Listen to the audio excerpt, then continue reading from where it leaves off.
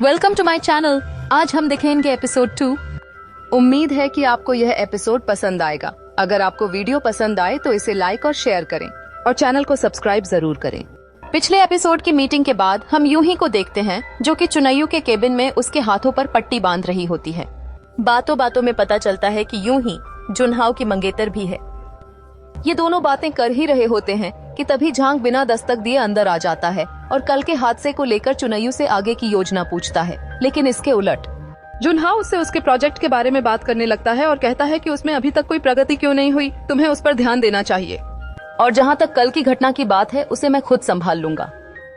इसके बाद हमें गांव का दृश्य दिखाया जाता है जहाँ कियानयू मिस्टर टांग के साथ वापस होटल आती है। वहाँ कियानयू की माँ उस पर बहुत गुस्सा करती है और मुआवजे के पैसों को लेकर बहस करने लगती है। इसी दौरान हमें पता चलता है कि मिस्टर टांग और कियानयू की सौतेली माँ जेजी का तलाक हो चुका है। घर जाकर जब कियानयू अपनी माँ को बताती है कि होटल तोड़ने की योजना बनाई जा रही है तो यह सुनकर उसकी माँ भी मिस्टर टांग के लिए बहुत परेशान हो जाती है।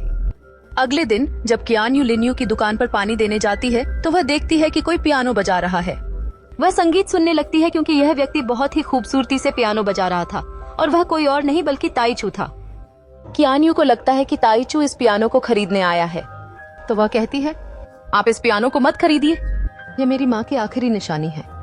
इस पर ताईचू जवाब देता है, मैं इसे खरीदने नहीं आया, मैं तो बस यहाँ से गुजर रहा था और जब मुझे पियानो दिखा तो मैंने इसे बजाने के लिए यहाँ आ गया।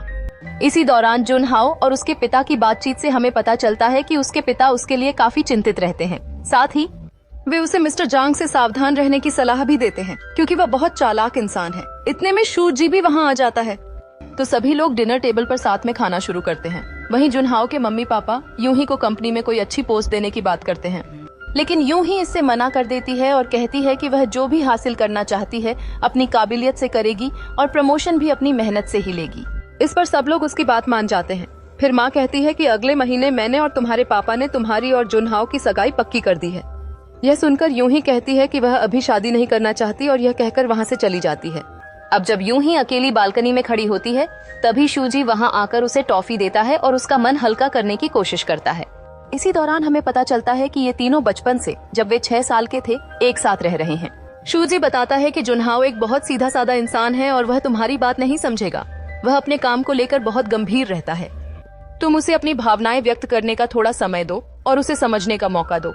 अगली सुबह हमें कियानयू दिखाई जाती है जो ताईचू को एक फ्री कॉफी देती है और कहती है कि वह उसे गांव का मुफ्त टूर भी कराएगी।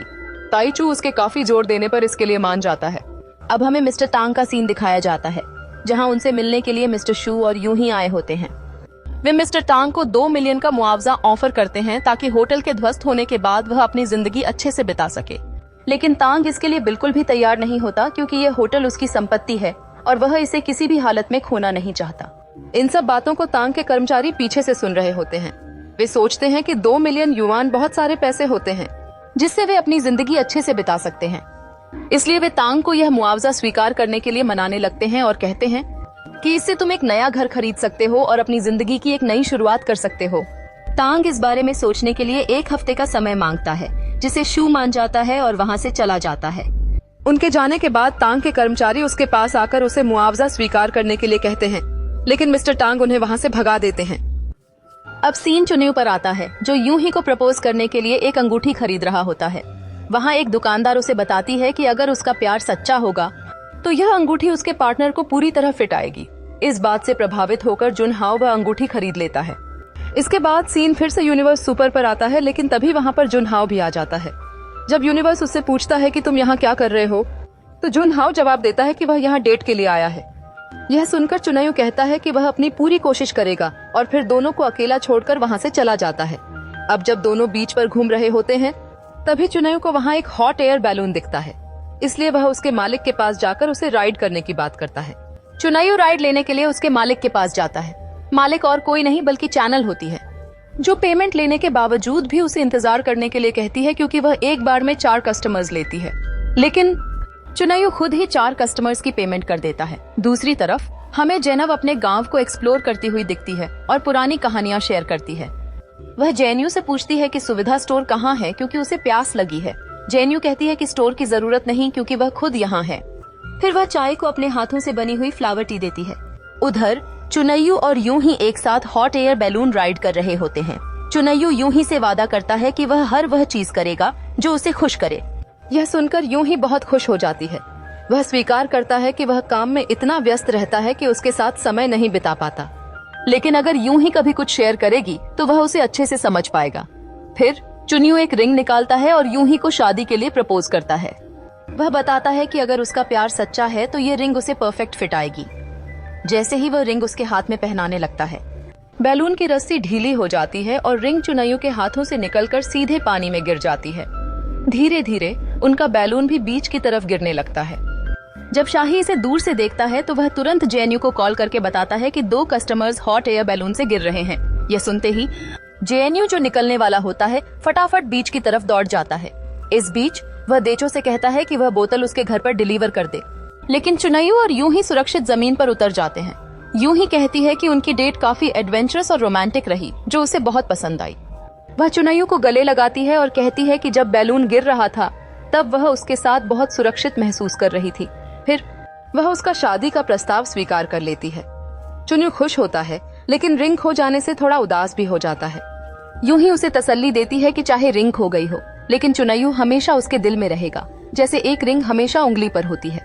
तभी जेएनयू बीच पर आता है और चुनैयू की गिरी हुई रिंग ढूंढ लेता है। वह उसे उठाकर अपनी उंगली में पहनता है और देखता है कि वह उसके हाथ में परफेक्ट फिट हो रही है। यह देखकर चुनैयू उसके पास जाता है, लेकिन जेएनयू उसे पकड़ लेता है और अपने पैसे वापस मांगता है। पहले तो चुनैयू उसे पहचान नहीं पाता, लेकिन फिर याद आता है और वह बताता है कि वह अपने असिस्टेंट को इन्फॉर्म करना भूल गया था। वह वादा करता है कि आज ही अपने असिस्टेंट को बोलेगा और जेएनयू को उसका मुआवजा मिल जाएगा, लेकिन जेएनयू उसे नहीं मानती क्योंकि उसे लगता है कि चुनैयू फिर से उसके साथ धोखा कर सकता है। वह उसे पकड़ लेती है और जाने से रोक लेती है। वह कहती है कि उसे ये पैसे एक पियानो खरीदने के लिए चाहिए। तभी चुनैयू का फोन बजता है और बात करने के बाद उसे पता चलता है कि हॉट एयर बैलून की असली मालिक जेएनयू ही है। वहीं जेएनयू को भी समझ आता है कि जिस कस्टमर की बात हो रही थी वह और कोई नहीं चुनैयू ही था। सब कुछ जानने के बाद चुनैयू पुलिस को सूचना देने का फैसला करता है, लेकिन जेएनयू उसे रोक लेती है और कहती है कि वे आराम से भी बात करके इस बात का हल निकाल सकते हैं। उसी वक्त चुनैयू जेएनयू के हाथ में वही रिंग देखता है जो उसके हाथों से गिरी थी। वह उससे पूछता है कि यह रिंग उसके पास कैसे आई। जेएनयू कहती है कि यह रिंग अब उसकी है। चुनैयू गुस्से में आकर उससे रिंग छीनने की कोशिश नहीं करता और वहाँ से चला जाता है। इसी के साथ यह एपिसोड यहीं खत्म होता है। अगले एपिसोड को देखने के लिए वीडियो को लाइक, शेयर और चैनल को सब्सक्राइब जरूर करें। मिलते हैं अगले एपिसोड में, तब तक के लिए टेक केयर, बाय।